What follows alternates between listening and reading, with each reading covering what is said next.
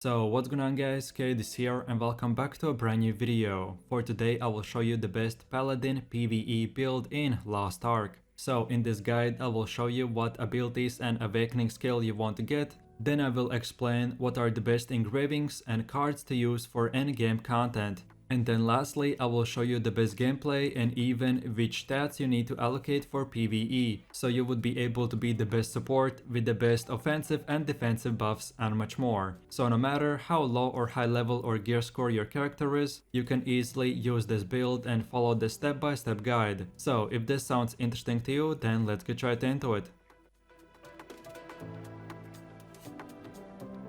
So, the Paladin mainly serves as a support class in groups and is highly requested role for endgame content. However, this does not mean that he is incapable of playing solo, because he has decent amount of AoE damage kills available from the start to speed up the leveling and dungeon farming process. And of course, remember to group up your enemies before using AoE skills for the best efficiency possible. Where the other Bard support class prevents damage by focusing on high shield uptime, the Paladin tries to prevent damage by using damage reduction skills on allies and much more. Then at the endgame as a support Paladin, you mainly use Holy Aura to support your team with attack damage buff and a heal over time. So if you're looking for the best leveling, raiding, chaos dungeon or any other PvE content build, then this is the one for you. Okay, so now let's move over to the build itself, and these are the skills you want to have. So then for the first ability we have the Light Shock, and we use 7 levels to unlock the Swift Fingers and Light's Vestige. And then for your rune you want to get the Bleed.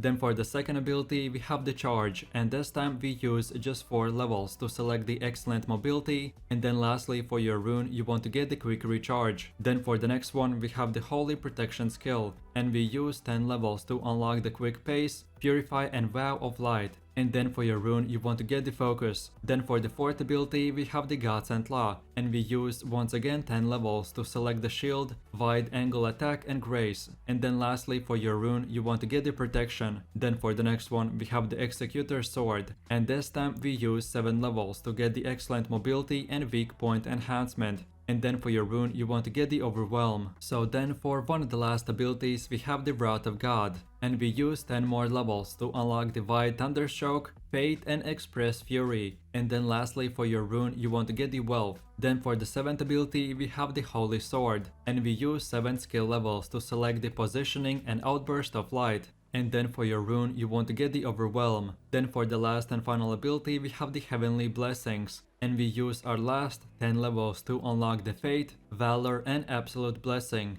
And then for your rune you want to get the Wealth. Then as well after level 50 for your awakening skill you want to get the A Litanious Judgment. But if you haven't reached level 50 yet, then here's a specific guide on which abilities you should upgrade first while leveling with the Paladin. And then on top of all this, focus on equipping as high item level gear as you can. And then at the endgame you should have 350 specialization and 1250 swiftness. But again, if you haven't reached this point yet, then try to have around 25% stats into specialization and 75% stats into swiftness. Okay, so then the way I would recommend to upgrade this build is at level 50, you will get around 250 points. So this is how your build should look like. But then by doing more and more endgame content you will get more points. And at the absolute endgame, this is how your build should look like with all the 410 skill points. So at the start you use the 256 point build, and then by leveling up and completing quests you will get more points. So just keep on improving your skills and getting higher tier runes as well. So now let's move over to the engravings, and you want to get the Blessed Aura. This engraving will add healing and damage reduction to the Paladin's Holy Aura skill, and this is a very important part of any support build. Then the second engraving is called the Awakening, which will reduce your awakening skill cooldown, and this will provide you more opportunities to shield your allies from specific damage mechanics in PvE. Awakening skills also fill your meter, which will allow for better Holy Aura uptime. Then the next one is called the Expert, and this engraving increases heals and shield efficiency for Holy Protection and Holy Aura skills.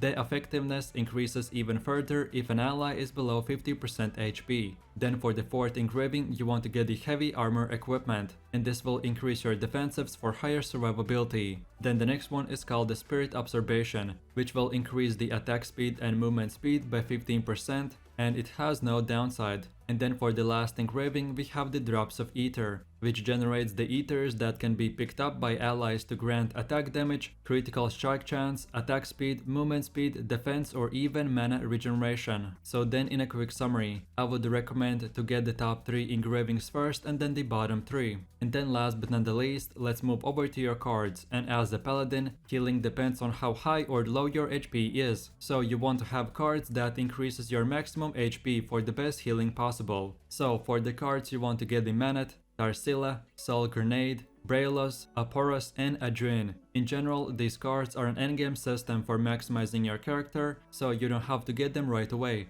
but these specific cards will optimize your maximum healing output in PvE even more. I did bunch of testing for this build and this was the best and most optimized card set. Okay, so then moving over to the gameplay, and if you have played this class while leveling, you will be very familiar with the skills, so I will just try to give you a short description. So the support build for the Paladin class is built around providing teammates shields and damage reduction. So the Gods and Law ability provides a 70% damage reduction buff on the targeted area. Then the Executor Sword and Holy Sword is a counter attack skills that rapidly swing your sword, dealing damage and launching the enemies in the air. Then the next two abilities, called the Wrath of God and Heavenly Blessings, are simple damage spells that not only inflict damage to the enemy, but most importantly, each skill will give your nearby teammates a 15% attack power. But remember that these abilities don't stack, so for the most efficiency, use the other build after the first one has run out. Then for one of the last abilities we have the Light Shock,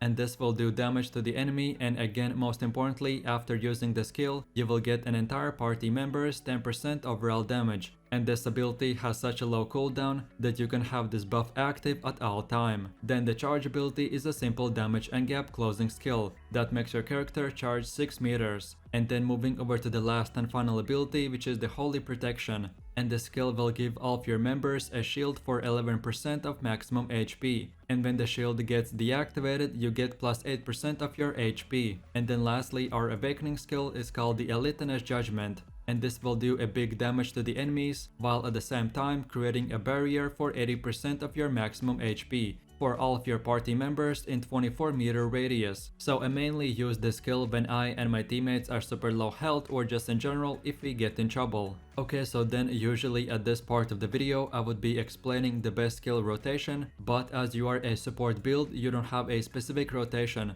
Most of your ability placement will depend on your teammates and each fight separately. So use the Light Shock skill when your team is ready to deal damage. Then afterwards rotate between the Wrath of God and Heavenly Blessing skills to apply shields to your teammates, but remember that the both abilities don't stack on top of each other. Then as well, use the Holy Protection skill when you're ready to shield and heal your party members. Then for the emergency rescue to protect your teammates, use the Gods and Law to mitigate the enemy's big damage kills. Then for you to deal damage and counter attack an enemy, use the Holy Sword or the Executioner Sword. And then lastly, when all of your skills are on cooldown and you have nothing to support your teammates with, then just simply auto attack the mobs. So now in my last and final conclusions for this build. First of all, make sure you rotate with the Wrath of God and Heavenly Blessing skills, because their damage buffs do not stack. Then second of all, the Holy Sword ability with our selected tripods can counter attack the mob or boss attack from ranged using the projectile.